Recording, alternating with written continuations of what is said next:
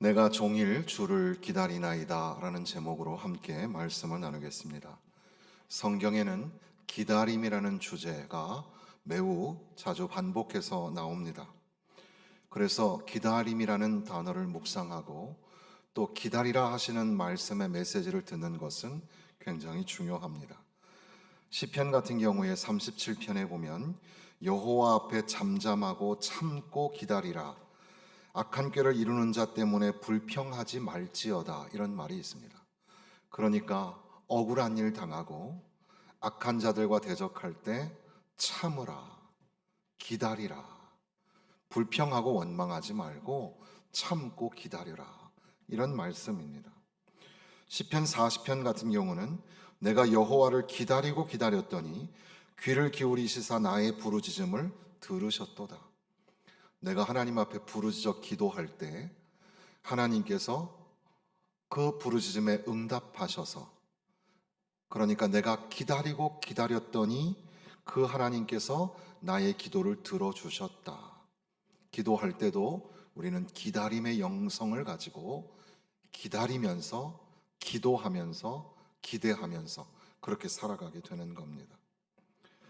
123편 같은 경우에 보면 상전의 손을 바라보는 종들의 눈같이 여주인의 손을 바라보는 여종의 눈같이 우리의 눈이 여호와 우리 하나님을 바라보며 우리에게 은혜 베풀어 주시기를 기다리나이다. 그러니까 모든 것이 다 기도의 응답하심 안에 들어 있겠지만 조금 더 구체적으로 들어가서 우리는 무엇을 기다리냐 하면 하나님의 은혜를 기다립니다. 은혜를 기다리나이다. 종이 주인의 손과 그 눈짓을 바라보는 것처럼 내가 주의 은혜를 기다리나이다. 오늘 우리의 삶에 하나님의 은혜가 부어 주실 줄로 믿습니다. 시편 130편 같은 경우에는 나 곧 내 영혼은 여호와를 기다리며 나는 주의 말씀을 바라는도다. 파수꾼이 아침을 기다림보다 내 영혼이 주를 더 기다리나니 참으로 파수꾼이 아침을 기다림보다 더하도다. 파수꾼은 어둠이 지나가고 아침이 오기를 기다리는데 그 기다림보다 더 많이, 더 강하게 내가 하나님을 기다립니다. 특별히 하나님의 말씀을 기다립니다. 그러니까 모든 것이 기도의 응답 안에 들어있지만 구체적으로 나는 하나님의 은혜를 기다립니다. 또 나는 하나님의 말씀을 기다립니다. 오늘 우리가 기도할 때, 예배를 드릴 때 하나님의 말씀이 우리에게 들려지고 하나님의 말씀이 우리에게 응답으로 오면 얼마나 좋겠습니까?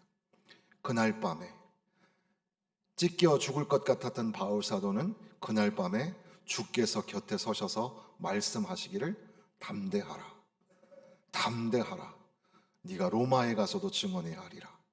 하나님의 보호하심으로 말씀하여 주신 것처럼 하나님이 우리에게 말씀하여 주시는 그런 기다림을 우리가 생각해 보게 됩니다.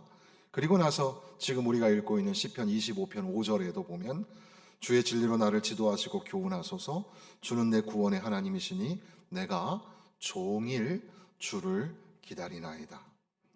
계속해서 하루 종일 기도할 터이니 하나님 나에게 가르쳐 주옵소서.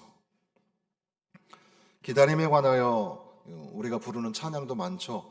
주님의 시간에 그의 뜻 이루어지리 기다려 하루하루 살 동안 주님 인도하시니 주 뜻 이룰 때까지 기다려 주님의 뜻을 이루소서. 고요한 중에 기다리니 성령이여 임하사 우리 영의 소원을 만족하게 하소서. 기다리는 우리에게 불로 충만하게 하소서. 기다림의 영성이라는 것이 우리 하나님의 백성에게 있어서 매우 중요한 과정이고 시간이라는 것을 우리는 놓치지 말아야 합니다. 그런데 우리가 이 기다림에 관한 묵상을 하면서 오해하고 있는 부분, 하나 그걸 먼저 짚고 넘어가기를 원하는 것은, 성경에 나오는 이 기다림에 관한 말씀을 들을 때 또 오늘 목사님께서 참아라, 참아야 복을 받느니라, 참는 자가 복이 있느니라, 또 오늘 참으라고 하시는 말씀인가 보다. 성격 급한 너 좀 참아라, 기다려라, 이렇게 하시는 말씀으로만 들어서는 안 된다는 겁니다. 그것이 만약에 성경의 메시지라면 성경의 메시지는 그저 세상의 다른 종교의 가르침과 별반 다를 바가 없죠. 성격이 급한 민족, 터키 사람들도 터키가 아니죠. 이제는 티르키예라고 부르는데, 티르키예 사람들도, 그리고 이탈리아 사람들도 성격이 급하다고 합니다. 뭐니 뭐니 해도 세계적으로 가장 급한 민족은 대한민국 사람이라고 하죠. 한국어를 배울 때 가장 빨리 익히는 그 언어 중에 하나가 빨리빨리. 뭐 중국어에도 라이라이, 콰이콰이 이런 말이 있는데, 중국은 정서가 만만디, 느리게 가는, 그리고 뭐 일본 사람은 혼내, 그래서 속하고 같이 다른 거. 한국 사람은 이것도 저것도 아닌데 성격이 급한 거, 뭐 이런 식으로 표현을 하더라고요. 성격이 급한 거에 관하여서 부정적인 그 유래는, 일본 사람들이 일제강점기 때 한국을 침략해서 한국 사람들을 보니까 매사에 느려 터졌다는 거예요. 매사에 느려 터져가지고 이렇게 발전을 못하는 나라, 그렇게 비아냥거렸다는 거죠. 그래서 빨리빨리 해, 뭐든지 빨리빨리 하란 말이야, 이렇게 했다는 겁니다. 재밌는 것은 일본도 유럽의 외세의 침략을 받았잖아요. 그때 외세의 적들이 일본 사람들을 향하여 참 느려 터진 민족, 이렇게 혼이 났던 그 일본이 한국을 향하여 느려 터졌다, 빨리빨리 해라, 이렇게 해서 그 말이 그런 성격이 됐다, 뭐 이런 얘기도 있는데, 그건 아닌 것 같고, 우리 한국 사람의 정신은 뭔가 그냥 흐지부지하게 있는 것보다는 뭔가 완벽하게 세워지는 걸 좋아하는 그런 기질이 있는 것 같아요. 그래서 끝을 봐야 되고 결과를 봐야 되는 겁니다. 그러니까 빨리빨리. 그래서 우리는 새벽종이 울렸네, 이게 맞는 거예요. 빨리빨리 아침부터 일어나가지고 뭔가 다 해서 건물이 뚝딱 세워져야지만 되는 그런 성격이 있어서 이 급한 성격을 갖게 되는 건 아닐까 생각해 보는데, 뭐 어떤 게 맞는 건지는 잘 몰라요. 여러분들은 어떻습니까? 여러분들은 성격이 급하십니까? 아니면 그래서 좀 성격이 좀 원만하십니까? 저는 말을 천천히 하려고 노력하지만 저는 성격이 좀 급한 편입니다. 런던의 교통 상황은, 런던에는 빨간 버스가 있는데 그 참 재밌는 것은, 런던이라는 도시가 작아서 그런지 몰라도 그 번호가, 차 번호가 그 20년 전, 30년 전이랑 지금이랑 거의 비슷해요. 그러니까 변화가 거의 없죠. 예전에는 제가 유학을 갔을 때는 굉장히 교통비가 싸서 학생 오이스터 카드가 있으면, 교통카드가 있으면 한 17.5파운드면 1존에서 2존 사이에 있는 모든 운송 기간을 다 탈 수가 있어요. 한 달 동안 계속. 그러니까 굉장히 쌌죠. 그런데 이제 요즘에는 그 알아보니까 많이 비싸졌더라고요. 한국하고 시스템이, 한국의 교통 시스템이 런던에서 온 거라는 얘기도 있는데, 그 비슷하게 하는데 그래도 상당히 그 교통편이 싼 편이고, 그 트래블 피자 카드 같은 경우에 쓰면은 하루 종일 타도 뭐 이 기차나 지하철이나 버스나 이런 것들을 이용할 수 있다고 하는데, 그 중에 좀 잘 되어 있는 것 중에 하나는 버스 기사를 보호하는 시스템입니다. 그래서 굉장히 안전하게 유리로 다 막혀 있고 또 잘 되어 있는데, 어느 날 학교에 가려고 버스를 타고 가는 중에 버스 기사가 운전을 하는 중에 그 길가에 자기 친구를 만난 겁니다. 운전을 하면서 차를 세워놓고 문을 열어놓고 길가에 있는 친구하고 계속 얘기를 하는 겁니다. 근무 중인데 버스가 가야 되는데 안 가는 거죠. 근데 버스 안에 있는 사람들이 아무도 불평을 안 하는 거죠. 그러니까 어떤 사람이 참다 못해가지고 막 뭐라 했어요. 빨리 가지 않고 뭐 하는 거냐. 막 불평을 했죠. 유학생 시절에 가만히 생각해 보면 뭐 그때야 저는 바쁜 일이 없었지만 만약에 한국이었다면 어땠을까? 한국에서라면 아마 난리 났을 겁니다. 빨리 가라. 정신이 있냐 없냐. 막 그랬을 겁니다. 그런데 그 놀라운 일은 그 다음 정거장에 가는 동안 막 불평을 했죠. 다음 정거장에 딱 서니까 그 실제 총을 들고 있는 경찰들이 올라와서 그 불평한 사람을 끌고 내려갔어요. 버스 기사를 위협했다는 이유로 차에서 강제 하차를 시키게 된 겁니다. 우리로서는 상상이 안 되죠. 이해가 안 됩니다. 그래서 급하더라도 불평하면 안 되겠구나. 그런 경험, 그런 기억을 가지고 있습니다. 지하철 같은 거 탈 때도 어떨까요? 우리는 지하철을 탈 때 어디서 어디까지 얼마 이러면 보통은 요즘에는 그 승차 그 기계에서 우리가 표를 끊지만 예전에는 우리도 그 개찰구에서 많이 했잖아요. 창구에서. 그럴 때 우리는 벌써 얼마 그러면 돈을 다 계산해 가지고 탁 하고 잔돈이 없으면 잔돈까지 우리가 다 계산하죠. 얼마 주면 됩니다 하고 빨리빨리 하고 끝나죠. 그런데 유럽에서는 그 표를 끊는 줄이 굉장히 길어요. 긴데 다들 그 시간을 기다리는 겁니다. 더 웃기는 것은 그 창구에 앞에 가가지고 어디 갑니다 이렇게 하는 게 아니라 제가요 어디를 가야 하는데 어떻게 하면 됩니까? 라고 상담을 아주 길게 하는 겁니다. 아이고 속 터져. 우리는 답답하죠. 벌써 우리는 착착착 계산이 되는데 거기서 상담을 다 해요. 그러고 나면 또 그래서 이제 어떻게 가면 됩니다. 그리고 얼마입니다 하면은 그래요. 그 다음부터 이제 주머니를 뒤지는 겁니다. 다 뒤져가지고 동전을 하나하나 다 꺼내서 이거 외국에 가면 동전이 복잡하잖아요. 이걸 다 계산해가지고 하나, 둘. 우리는 어떻게 하죠? 착착 해가지고 딱 주죠. 그리고 정 급하면 어떻게 하죠? 잔돈은 가져 뭐 이러면서 하는데 이 사람들은 천천히 세워라 내워라. 성격이 급한 우리는 이게 용납이 안 되죠. 그런데 기다림에 관한 이야기를 하니까 기다려라. 꼭 참고 기다려라. 이게 참 쉬우면서도 참 어려운 말씀이죠. 아이고, 참고 기다려야 되겠구나. 인내하며 기다려야 되겠구나.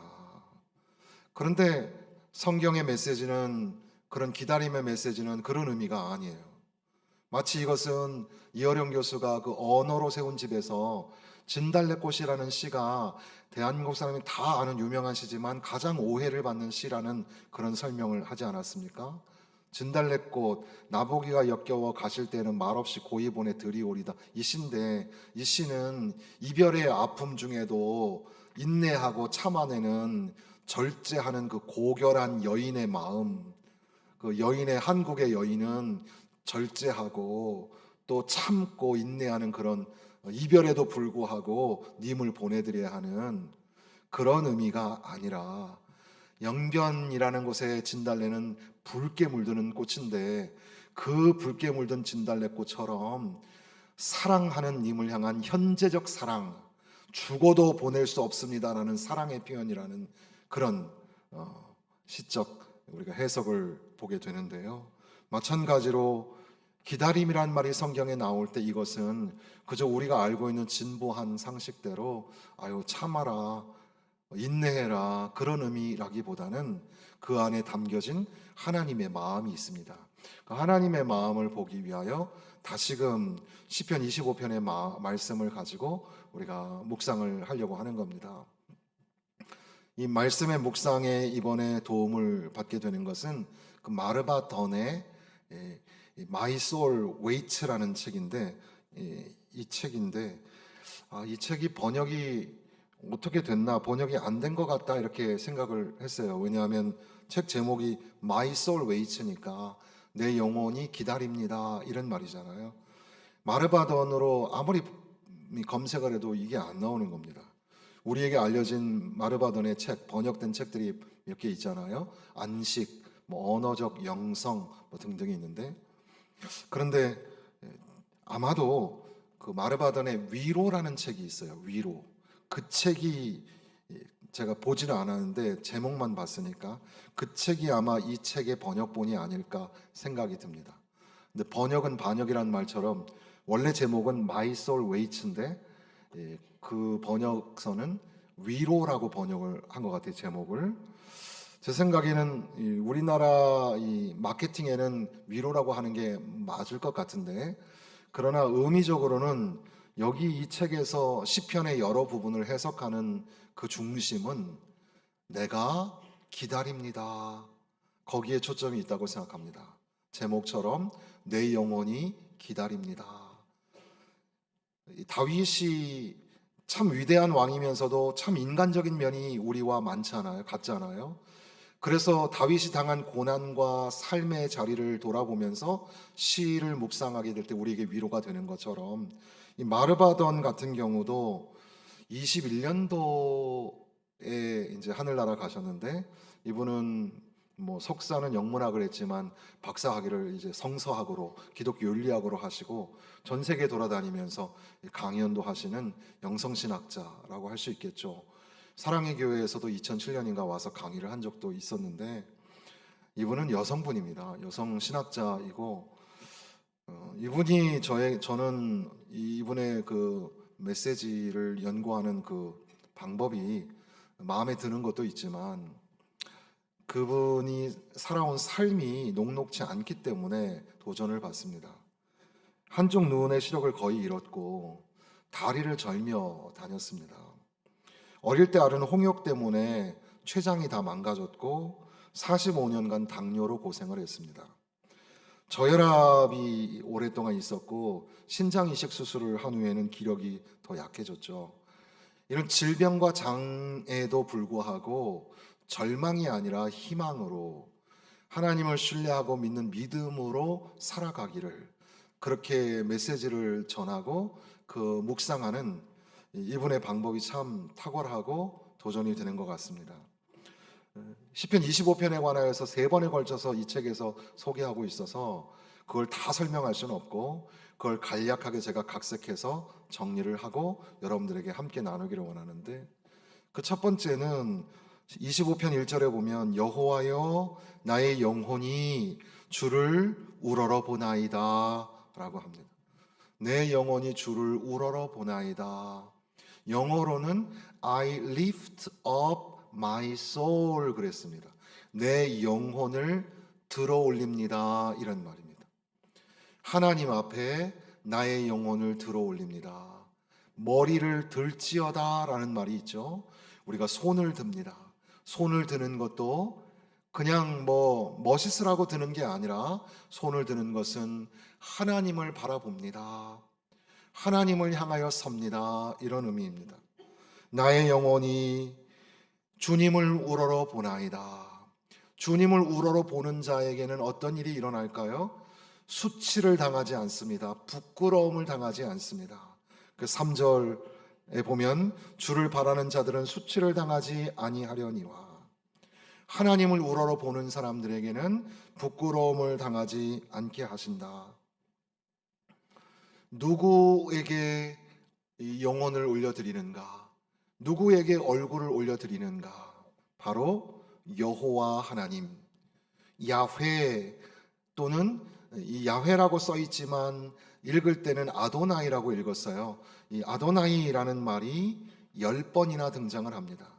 알파벳 순서만큼이나 22절로 되어 있는데 여기에 10번이나 여호와, 여호와여, 여호와의 이렇게 말하고 마지막 절에는 하나님이라는 단어도 나옵니다. 그러니까 두 절에 한 번꼴로 여호와를 부르는 거죠. 그러니까 내가 내 영혼이 주를 우러러 보나이다 라고 할 때에 우리가 하나님을 바라보고 하나님을 우러러 보는 거죠. 그러니까 여기에서 기다림이 뭘까? 기다림이라는 것은 바라봄이고, 바라봄이라는 것은 하나님을 바라본다는 그런 의미입니다. 하나님을 바라보는 것. 내가 종일 주를 기다리나이다 라는 것은 내가 종일토록 하나님을 바라봅니다. 사람에게 도움을 구하지 않고, 환경에게 도움을 구하지 않고 하나님을 바라봅니다. 하나님을 바라보는 자는 부끄러움을 당하지 않습니다. 또한 두 번째로 우리가 생각해야 될 것은 11절 말씀에 보시면 여호와여 나의 죄악이 크오니 주의 이름으로 말미암아 사하소서 그랬습니다. 사실은 8절에도 죄와 허물이라는 단어가 나오는데 하나님 앞에 다윗은 자기의 죄를 사하여 달라고 기도하고 있습니다. 다윗은 참 멋있는 믿음의 사람이었습니다. 다윗만큼 우리가 존경하고 사랑하는 인물이 없다고 해도 과언이 아닐 정도로 다윗은 참 위대한 인물이지만, 그러나 다윗은 하나님 앞에 나아가며 주여 내 젊은 시절의 죄와 허물을 용서하여 주옵소서. 11절에는 내 죄가 너무나 크오니 주여 나를 용서하여 주옵소서. 반드시 죄사함의 은혜가 필요합니다. 회개하며 나아가야 합니다. 그러므로 기다림이라는 것은, 기다림은 하나님 앞에 죄사함의 은혜를 품고 있는 바로 그 자리가 기다림의 자리입니다. 어떻게 우리가 죄사함을 받을 수 있습니까? 이 마르바더는 God's mother love라고 했어요. 그러니까 하나님의 모성애라는 표현이겠습니다. 김영복 목사님의 책에 하늘의 시간인가 그 시편 설명해 보니까 거기서는 한결같은 사랑 이렇게 표현했던데, 하나님의 한결같은 사랑 때문에 우리는 하나님 앞에 나아가서 회개의 기도를 드립니다. 그래서 우리가 다 읽지 않았지만 여기에는 주의 긍휼하심과 주의 인자하심과 주의 인자와 진리와 선하심과 이런 단어가 나옵니다. 그러니까 하나님은 우리 표현으로 말하면 사랑이 많으신 분이시기 때문에 하나님 앞에 나아가 주여 내 죄를 용서하여 주옵소서, 내 죄와 허물을 용서하여 주옵소서. 여러분이 하나님의 은혜를 기다리고 하나님의 응답을 기다린다고 할 때 우리는 반드시 하나님 앞에 나아가 우리의 죄를 용서해 달라고 회개의 기도를 드려야 합니다. 그리고 나서 15절 말씀에 내려가 보면 내 눈이 항상 여호와를 바라보면 내 발을 그물에서 벗어나게 하실 것이미로다. 항상 여호와를 바라보는 것, 그렇게 항상 여호와를 바라보는 자는 그물에서 벗어나게 된다. 그물이라는 단어가 나옵니다. 그물. 그래서 문득 여러분들에게 지루하실까봐 이 성경 이야기는 아닌데 다른 얘기를, 상식 이야기를 하나 해드리면, 여러분 탁구, 테니스 같은 거 해보셨어요? 탁구 칠 때 공이 이렇게 탁 넘어가다가 가운데 뭐가 있죠? 그물이 있죠. 그 네트에 딱 걸리잖아요. 공이 딱 걸리면 심판이 뭐라 하죠? 네트, 그러죠. 네트. 테니스를 칠 때도 그러니까 그 중간에 그물이 있는 경기는 다 그래요. 배구도 그렇고 족구도 그렇고, 이게 쳤는데 그게 테니스 같은 경우 공이 넷 그물에 맞고 상대방에 건너가면 이걸 네트인데, 그래서 first 이렇게 얘기하죠. 그럼 한 번 걸렸어요. 다시 치란 말이에요. 그런데 만약에 넘어가지 못하고 네트에 걸려서 네 쪽에 떨어지면 fault, 그래서 실패했다고 얘기하기도 해요. 그래서 보통 우리는 이걸 다 네트라는 말이 그물이란 말이니까 그렇게 생각을 하는데, 사실은 그게 틀린 용어예요. 실제로 탁구나 테니스에서 그 net라고 하는 말은 틀린 말이고 원래는 let이라고 해야 돼. L-E-T, let이란 말이에요. 그 let이라는 말이 영어에서는 let이라는 말이 너무 의미가 많다 보니까 참 복잡한데 그 중에 하나가 방해라는 말이 있어요. 게임에 방해가 됐다 이런 의미로 심판이 let 이렇게 선언을 하면 다시 치게 되는 게 그 let이에요. 근데 아무튼 이 공이 넘어가지 못하고 그물에 살짝 걸리게 되는 경우가 있습니다. 그런데 지금 여기 우리가 읽고 있는 15절 말씀에서 그물이라는 단어는 그런 단어보다 좀 강한 의미의 NIV 성경에는 스네어라고 되어 있어요. 스네어는 뭐냐 하면 함정이나 덫, 올무 이런 것을 의미합니다. 그러니까 하나님을 항상 바라보는 사람들은 하나님께서 함정에서 올무에서 덫에서 건져 주신다는 겁니다. 내 눈이 항상 여호와를 바라본다는 게 뭘까? 마르바더는 우리의 일상에서 하나님의 임재를 구하고 있는가 이렇게 도전합니다. 여러분, 여러분의 삶의 자리에서 하나님의 임재를 만나고 있습니까? 여러분 가정에서, 여러분 일터에서, 여러분이 살고 있는 삶의 자리에서 하나님의 임재를 만나고 하나님과 동행하는 삶을 살고 있습니까? 물론 하나님의 임재가 가장 강력하게 나타나야 할 곳은 예배 시간이겠죠. 예배하는 중에 하나님의 임재를 만나고 하나님의 함께 하심을, 임마누엘의 하나님을 만나고 하나님과 동행하는 삶을 사시기를 주님의 이름으로 축원합니다.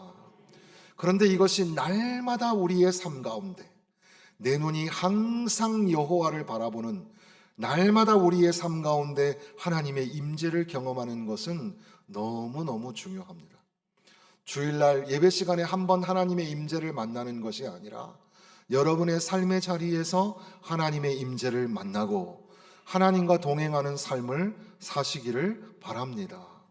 심지어 오늘 우리가 예배를 드리는 순간뿐 아니라 교회에서 우리는 여러 가지 맡은 직분을 따라 봉사도 하고 섬김의 시간도 갖습니다. 그럴 때에도 하나님의 임재가 우리에게 반드시 필요한 것은 우리를 어디에서 건지시나요? 우리를 함정과 덫과 올무에서 건지시기 때문에 우리가 하나님의 임재를 의식하지 않고 자꾸 사람 의식하고 내 마음대로 하려고 하면 우리는 함정에 빠질 수가 있어요.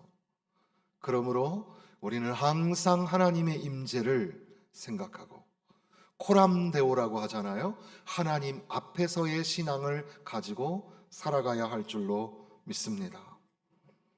그런데 이렇게 그물에서 건져주신다는 고백은 다윗에게 있어서는 매우 진지한 삶의 자성이었고 진솔한 고백이었습니다. 그 다음 절에 보면 16절에 보면 주여 나는 외롭고 괴로우니 외롭습니다. 괴롭습니다. 라고 고백하는 겁니다. 여러분 외로우세요? 혹시 마음이 괴롭습니까? 다윗은 하나님 앞에 하나님 나는 외롭습니다. 나는 괴롭습니다. 라고 고백하는 겁니다. 그 다음 절에는 내 마음에 근심이 많사오니 아이고 다윗도 나 같은가 보다. 나도 근심이 많은데 이 양반도 근심이 많은가 보네. 하나님 나는 근심이 많습니다. 그리고 그 다음 절에 보면 곤고와 환난이라는 단어가 나오죠. 곤고 정말 비참하고 가난하고 그리고 막 환난이 찾아오고 아마도 원수 그 다음 절에 나와 있는 원수라는 단어가 아마 영향을 주었을 것 같아요.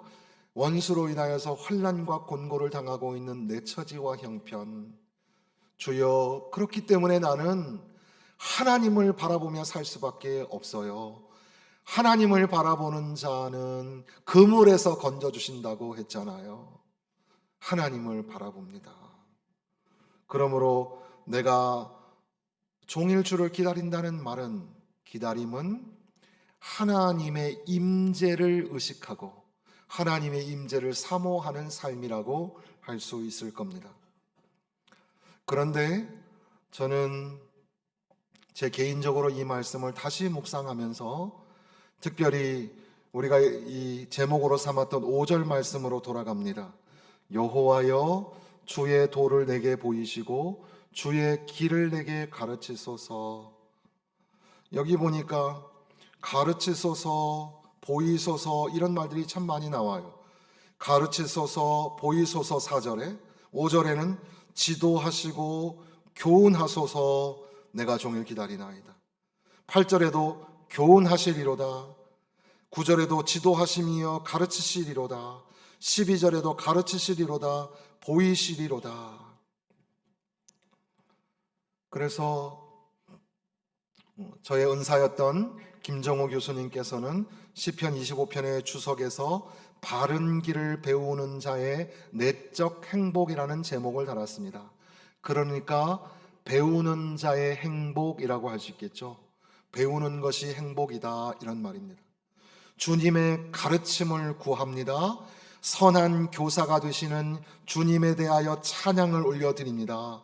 그리고 주님의 가르치심에 확신을 하면서 고난에 대하여 애통해하고 고통에서 벗어나기를 하나님 앞에 구하고 있는 겁니다.